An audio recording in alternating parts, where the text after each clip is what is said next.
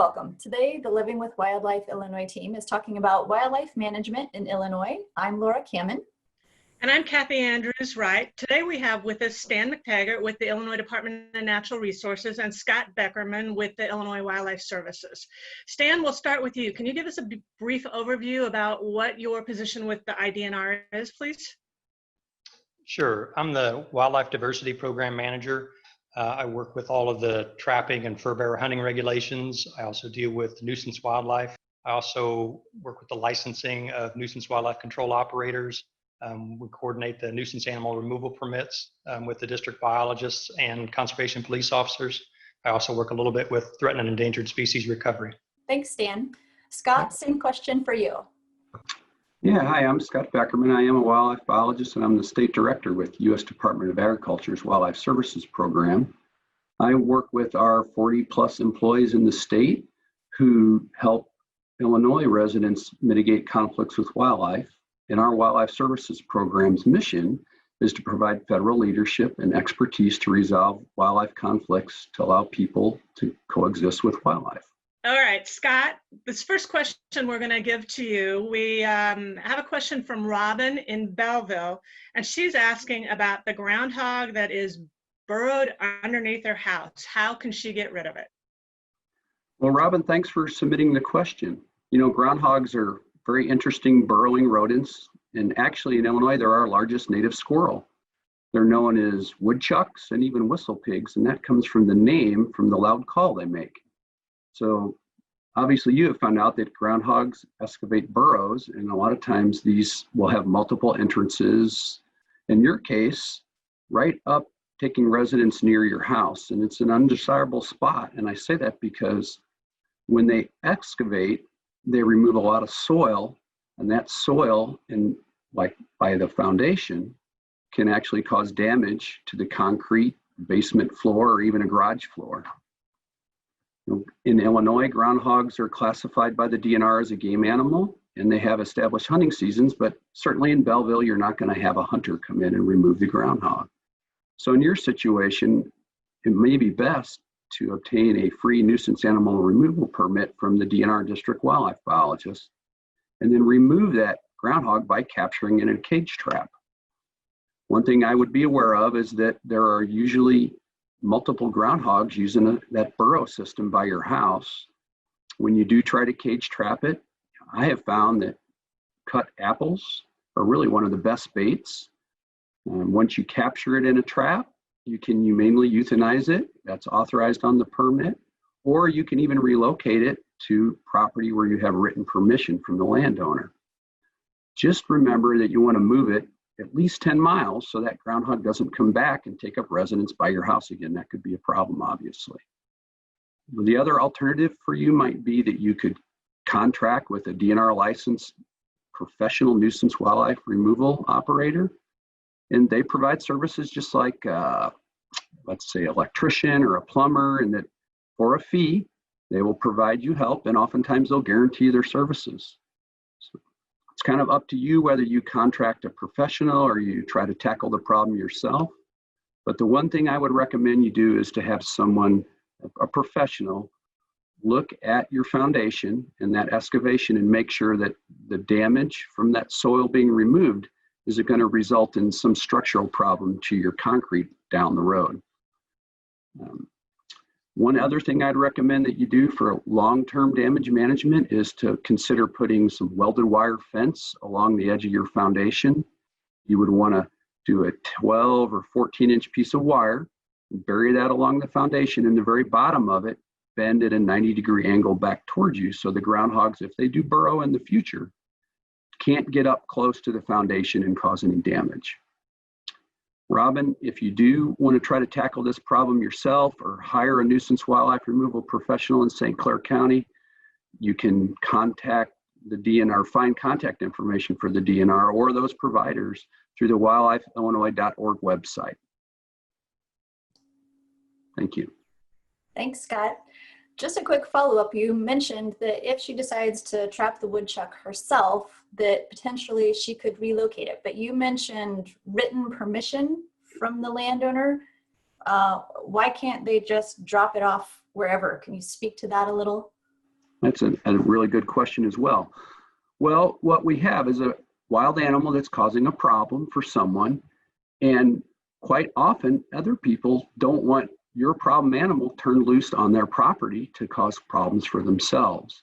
So the way the law is written and the DNR permit requires that you have permission from wherever you're going to turn this animal loose, so that we know that that landowner is aware that you're doing it and that they have authorized the activity to turn it loose, so you can live there hopefully happily ever after. Very good. All right, this next question is a long one, so I put my cheaters on so I can read it. Gary in Lindenhurst writes, there are 2 foxes which visit our backyard overnight. They're doing what foxes do and catch small wildlife. We know because we pick up the remains the next morning. They dig huge holes around and under our trees. We're afraid that we're going to lose one of the trees because there's practically no base left. And they're destroying the flower garden. It looks like they're chasing small wildlife. So his question is, do you relocate foxes? And if no, are there any repellents or frightening devices that they can use to deal with these foxes? Hi, Gary. With the Department of Natural Resources does not offer removal and relocation services. We just simply don't have the staff and the resources to provide this because of the volume of nuisance wildlife calls we get across the state. We do have 2 options, one being a nuisance animal removal permit that a district biologist or conservation police officer can assess the situation, and if warranted, they can issue a removal permit. Those conditions are typically damaging property or causing a threat to human health and safety. So one option is the nuisance animal removal permit. The second option is to hire a contractor, a nuisance wildlife control operator, who is a private company that will come in and assess the situation and remove it. We would also recommend that, in cases like this, fencing may be an option to try to discourage the animals from using the flower beds that you don't want them in, or from the area around the trees. You asked about repellents, and there are all kinds of commercially available repellents. I do not have personal experience with those, but there are a lot of things on the market. I can't say how worthwhile that would be for you to spend your money on those. And another thing that I think is likely in your situation is that there's probably somebody in your neighborhood that's feeding these foxes. Typically when they come into an area in a backyard and become very comfortable living very close to people, typically they're being fed. If you could do a little maybe talking with your neighbors to see if somebody knows what's going on, maybe somebody is feeding them. If you could get them to stop feeding them, that may also discourage these foxes from coming so close to you.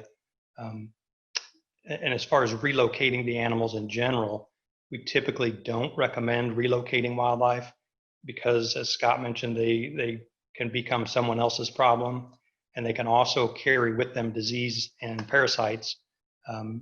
Everybody wants to take care of wildlife. They want to do the right thing, but sometimes doing the right thing is to not take them somewhere else. You could jeopardize a healthy population by translocating one individual that may be carrying a disease or parasites. All right. We have a question from Becky in Danville, and they didn't notice that they had a hole in the soffit of their house, and now they have a raccoon that has gotten into the attic. She wants to know, how can they remove the raccoon out of the attic? They're a little bit hesitant to have it trapped because they've heard that the animals get put down if they are trapped. What they would rather do something that's not going to harm the animals. So what options do they have? Scott, I think we'll throw this question at you, please. That sounds good. Hello, Becky. Thanks for the question. And I'm sorry to hear that a raccoon has found your home a great place to live too. Unfortunately, it's not uncommon for raccoons to actually take up shelter in homes during the day. They raise their young inside our attics or our chimneys in some cases. And the problem often becomes that they can leave large amounts of feces and urine in the attic and stain the ceilings of a home if it gets bad enough. One other problem that we sometimes see with these raccoons and attics like that is that they actually have a parasite in their feces that can be harmful to humans. So it's really never a good idea to let raccoons or any wild animal take up residence in your home. Keep it your own home and not for them. So yes, what can I do about that? We know that raccoons here in Illinois are classified as fur-bearing mammals, and I understand that you might not want to trap it, and that's fine. It is a legal option that you could obtain a free nuisance animal removal permit from the DNR's district wildlife biologist or even the conservation police officer. You could capture that animal yourself, and you would be authorized to either euthanize it humanely or relocate it with written permission from the landowner where you turn it loose. But we usually don't recommend that for raccoons because of the problems with spreading potential diseases. The other option is you could hire a nuisance wildlife control professional, and they're properly licensed and trained, and they could actually capture the animal for you. And they charge a fee for their service, just like a plumber or an electrician would. Now, I understand you don't want to have the animal trapped and removed, so I guess one other option that you could examine would be to cover that hole that they're going in with either paper or cloth. You could staple it up there and then observe it for several days to make sure that it's not opened up where the animal has went in, so we know that the raccoon's not in your attic. And at that point, then you could go ahead and exclude it, cover that with wire or actually repair it so that the animal can't gain access again. The key is that you don't want to do that exclusion if there's any chance that the raccoon's still in your attic. You could even have the young in the attic and the raccoon outside, and you exclude it. And then at that point, the female tries a number of different ways to get back in the attic to her young. So we really want to avoid that. The last thing that I'd recommend is that, whether you have a professionals remove the animal or you do it yourself or you exclude it once you're sure it's not in the attic, is that you put on the appropriate PPE and get up there and remove any feces or urine, stained insulation that's up in your attic, or you can hire a professional to do that for you. You definitely want to get that out of your attic when you're done trying to fix the problem. And if you do want to try to get a permit and do this yourself or find a provider to do it, you can look for a list of those providers or DNR district biologists and conservation police officers who issue the permits on the outdoor or the wildlifeillinois.org website. Thanks, Scott. This question is from Tom in Lake Forest, and his question is about squirrels that are coming into the yard that don't seem to have all of their fur. So he's concerned about, is this mange, and could it be potentially transmitted to his pets? And is there anything to do, anything that they can do to treat or help the squirrels? Stan, you want to take a crack at this one? Sure. Hello, Tom. Hair loss in squirrels and other wildlife is actually fairly common. Mange is well known by most people, and that's typically what folks automatically think of when they see hair loss, and it's certainly a possibility. There are also various other things, including fungal disease. There's alopecia. It could be as simple as a bad case of the fleas, and the animal is scratching vigorously to try and remove the fleas that can cause skin irritation and hair loss. So there's a lot of different things that it could be. Mange is certainly one of those. As far as whether or not it's contagious to pets, some of these things could be. Even mange, there are various different types of mites that cause mange. And some of those are more host specific to squirrels. Others are more general and can be transmitted to pets or even people.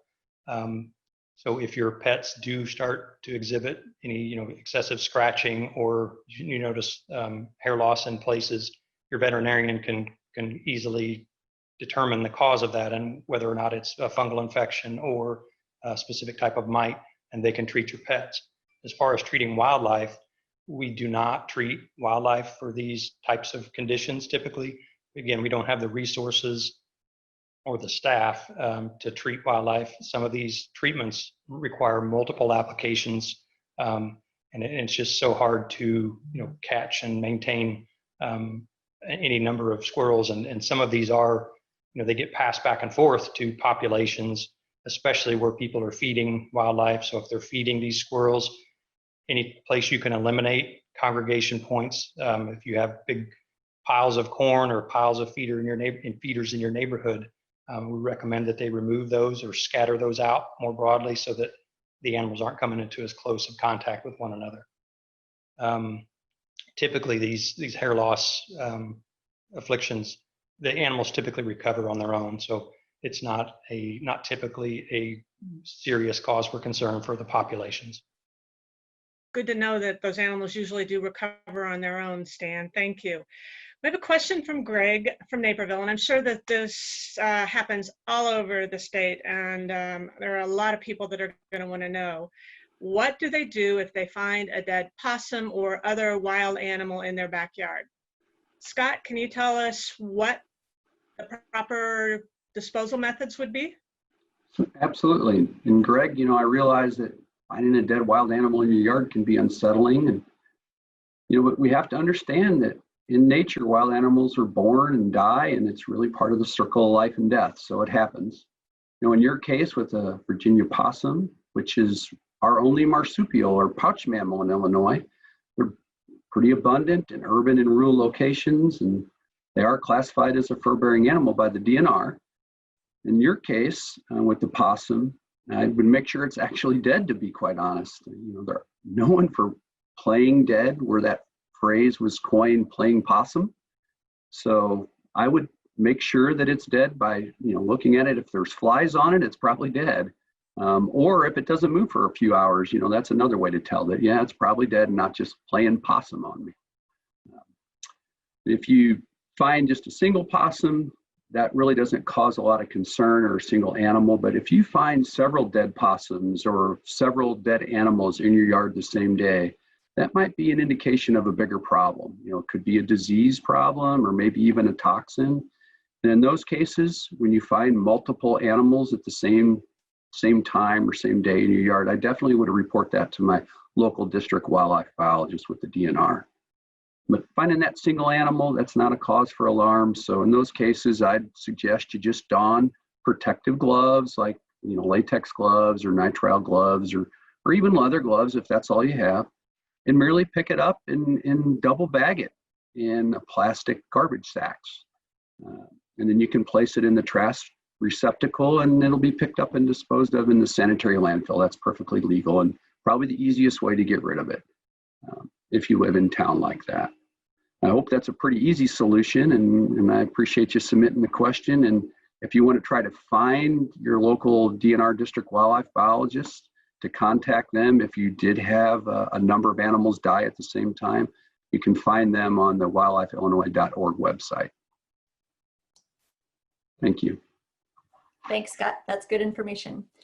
This question is from Mary from Wakanda, and she says, I have found an injured bird. I think he struck my picture window. I have no idea where to take him. I've just been giving him water, no food, as other people have instructed me, but he's not doing well, and I'm not sure how long he'll hang on if I don't get him some help. Where should I take him? Yeah, Mary, that's a very common occurrence, unfortunately. And we have a lot of injured and abandoned wildlife, especially in the spring and early summer.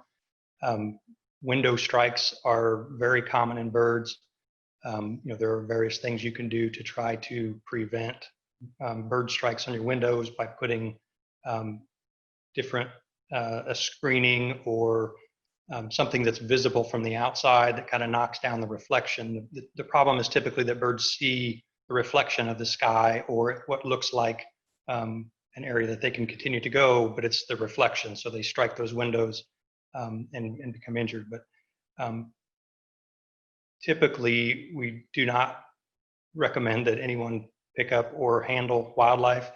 A lot of times people see a young bird or animal and their instinct is to try to help it. A lot of times they don't need help. A lot of times they're just young, inexperienced, and they will be picked back up by their parents or they are able to fend for themselves.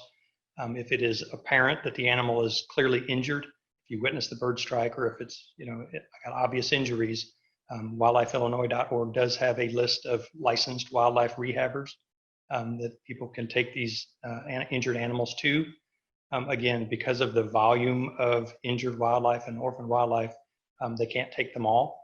But if you have one near you, I would recommend it. The sooner you take it in, the better. So I would find the information on the website, find one near you, and find out if they have room for it. We don't have near enough wildlife rehabbers to take care of all wildlife. So again, you need to check with them, make sure they have room for it before you pick it up and take it in. But the sooner you can do that, the better. And I'm going to add one more thing there, that All About Birds, the website from, I think it's Cornell University, has a lot of good information on how to treat windows so that you reduce the likelihood of bird strikes. Thanks, Stan, for that great information about how to handle birds and bird strikes. We had an article in Outdoor Illinois Wildlife Journal recently that touches upon this topic, but apparently it's of concern to a lot of people. One person is writing in, we're seeing a lot more coyotes in our town. Can you help with this problem? Stan, I think we'll ask you to answer this one, please. There's an important distinction to make when you see a coyote either on the edge of town or in town, and that is, what is the animal doing? Is it just being a coyote? Is it hunting voles and mice like normal? Or is it exhibiting aggressive or problematic behaviors? Like, is it stalking? Is it approaching people without fear? Is it growling or snarling? I mean, just seeing a coyote is not cause for alarm, but seeing a coyote that is aggressively approaching someone, or is stalking your pets, is jumping into the fence with your pets, those types of behaviors can be problematic. It is extremely rare for coyotes to do anything to people. It has happened, but it is extremely rare. In almost every case of aggressive coyotes, there is a feeding situation where somebody in the neighborhood is feeding these animals, and that takes away their wildness. It makes them more aggressive. It makes them expect food. They lose their fear of humans and they expect food. They become more emboldened and will approach neighborhoods and people much more closely than normal. In those situations, there's some hazing that you can do to try to dissuade the coyotes from being in that area, but there are some situations where that won't work, and that's when we would typically recommend considering a removal program to target the individual problem animals. We're not going to get rid of all coyotes. That's not realistic. That's not recommended. But sometimes you do need to target a individual problem coyote that is acting aggressively and causing, again, a threat to human health and safety. So, or property damage if it is attacking pets. So keep your pets very close. Be aware if you have seen them in the area. You may carry a walking stick, or if it's legal in your area, pepper spray, something that can help keep a coyote away from you and your pets when you're out walking. Scott, did I miss anything on that you'd like to add? No, I think you did a really good job, Stan. Just like to reiterate that coyotes in urban and suburban areas are an important part of our ecosystem there. They're foraging on rabbits and rodents and helping keep their numbers in check.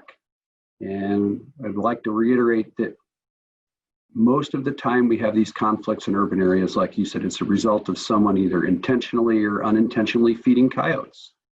Unintentionally by maybe feeding their pets outside and leaving it out at night, and then the coyotes learning that they can forage on that every night, and they become habituated to being very close to humans and our pets. So make sure that you don't become part of the problem in encouraging these animals to come close to people and lose their fear of us, by accidentally or intentionally feeding coyotes. You did a great job, Stan. Thanks. So if people are dealing with nuisance wildlife, or there are wildlife that are pests, who do they contact? Well, this is Scott, and for our agency, we do work very closely with the DNR. We focus in the field more on providing assistance directly to people who have conflicts. But if they want to reach us, probably the easiest way is to call us. We have a toll-free line at 1-866-4 That's the number 4, and then USDA WS. So it's 866-487-3297. That will ring in our state office in Springfield, and then we can dispatch the call out to one of our field staff that are closest to them to answer their question and potentially provide assistance. Well, this is all great information, gentlemen. We have covered a lot of different topics and a lot of great tips for people on how to handle any kind of wildlife problems that they may be encountering. As we get ready to wrap this up, are there any other tips, ideas, resources that you would like to recommend to people before we sign off today? Start out with Stan. Anything else you would like to add? I think we covered the topics pretty well. I mean, other than I think we've beat on, not feeding wildlife and hopefully leaving wildlife alone unless it's very apparent that they're injured. I think those are solid messages, and hopefully people will understand that sometimes you have to let nature take its course. Scott, any final words of wisdom from your agency? Sure. I think it's important that people remember that, our wild animals are a natural resource that are entrusted to the public. They're important for all Americans, and most people enjoy wild animals greatly. It's very fortunate that we have a very infrequent number of situations where we have conflicts with wild animals. And it's comforting to know that there are professionals out there who know that when that happens, there are options available to try to mitigate those problems. And if you contact either the DNR or Wildlife Services in Illinois, there are people who can tell you what your options are to help solve the problem very quickly.